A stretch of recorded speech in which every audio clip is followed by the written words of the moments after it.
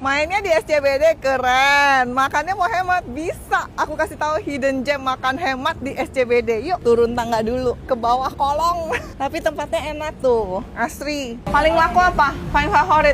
Kita favoritnya ada di lidah sambal hijau, cumi hitam manis, dan menu utama kita peda pelangi. Peda pelangi itu irisan jagung manis, tambah ikan peda, rasanya gurih, manis, asin. Ya, mau. Boleh. Sama mau coba itu lidah 4, 5, 6, 7 ya, ada 7 macam menunya. Ada 7 macam ya. Harganya cuma segini tuh, nasi peda pelangi 26.000. Nah ini nih nasi peda pelangi. Jadi ini ikan peda pakai jagung, ada cabai-cabainya juga. Terus dapat kering tempe, sambal, sama telur. Ini tadi telur nambah ya. Ini nasinya itu sebutannya nasi baik katanya. Soalnya ini katanya pakai beras organik, ikan asin gitu loh ya. Ketemu nasi, pakai sambal. Jagungnya lumayan nih, keras-keras gitu. Ini pakai kering tempenya.